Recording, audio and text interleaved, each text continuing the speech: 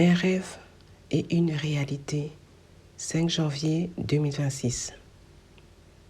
C'était dans une grande salle où des gens étaient assis et notamment une dizaine de personnes étaient assises à la première rangée et le nom pasteur a été communiqué pour le différencier de fidèles qui étaient assis à partir de la deuxième rangée.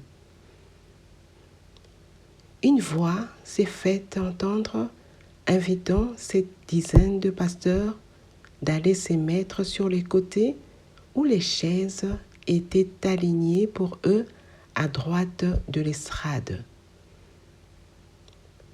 Aucun de ces pasteurs a honoré l'invitation, si ce n'est qu'un pasteur grand de taille, potelé, cheveux noirs coupés en rétro, chaussant des lunettes, vêtu d'un pantalon noir et d'une chemise blanche, qui s'est levé pour s'aimer des troubles en s'opposant à l'invitation.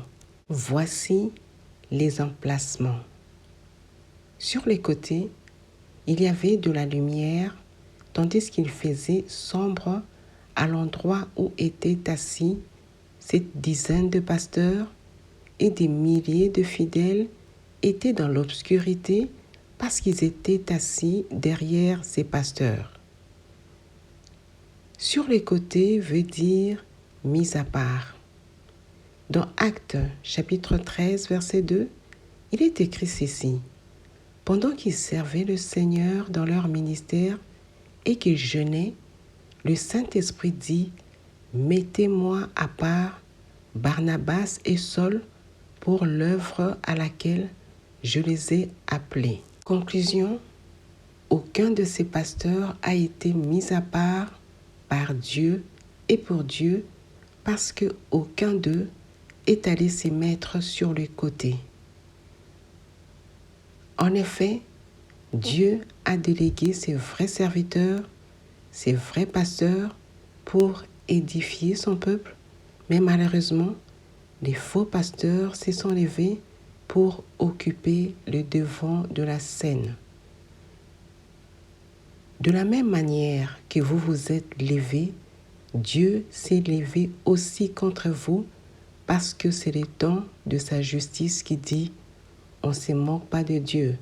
C'est qu'un homme aura sémé et le moissonnera aussi. Ceci veut dire que Dieu lui-même va se moquer de vous. Ses créatures vont se moquer de vous. Ce qui reste à faire est de prendre courage pour vous repentir et pour abandonner cette voie qui ne glorifie pas l'Éternel.